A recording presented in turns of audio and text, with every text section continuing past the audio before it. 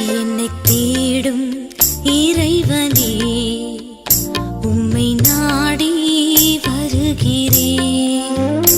என்னை தேடும் இறைவனே, உம்மை நாடி வருகிறேன்.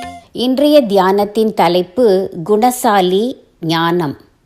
வாசிக்க வேண்டிய திருமறை பகுதி நீதிமொழிகள் 31ஆம் அதிகாரம் வசனங்கள் 10 முதல் 31 வரை. குணசாலி ஞானம். தன் வாயை ஞானம் விளங்கத் திறக்கிறாள்.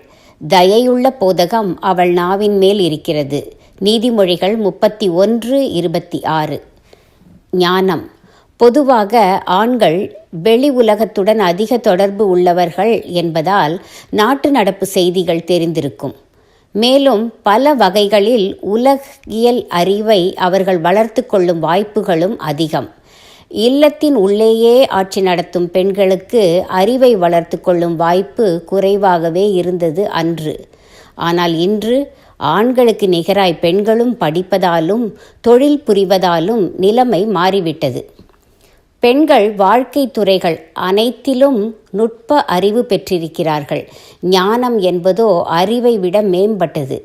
கர்த்தருக்கு பயப்படுதலே ஞானத்தின் ஆரம்பம் என்பது திருமறை கூற்று.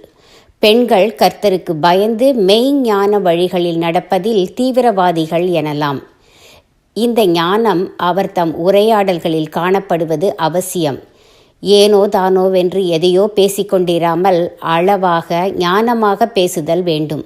மேலும் அன்புடனும் இரக்கத்துடனும் பிறருக்கு ஆலோசனைகள் சொல்வதிலும் ஆறுதல் சொல்வதிலும் பெண்கள் சிறந்தவர்கள்.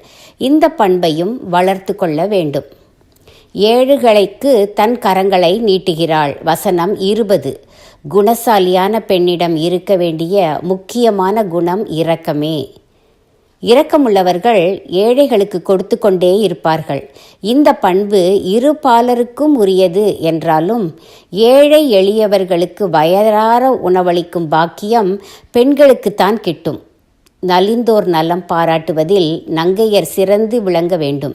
இது ஆண்டவருக்கு பிரியமான காரியம். வேலையாட்களுக்கு உரிய பங்கை தயங்காமல் மனமுவந்து கொடுக்க வேண்டும்.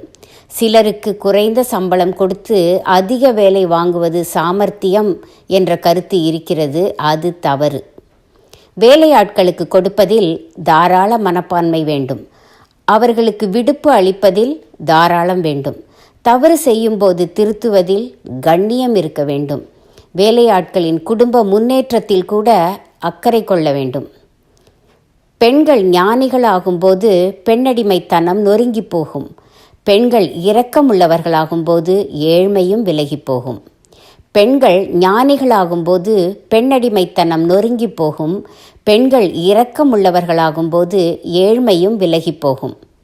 தீர்மானம். ஞானத்தையும் அறிவையும் வளர்த்து கொண்டே இருப்பேன். ஏழைகளுக்கு இரக்கம் பாராட்டுவதில் முந்திக் கொள்வேன்.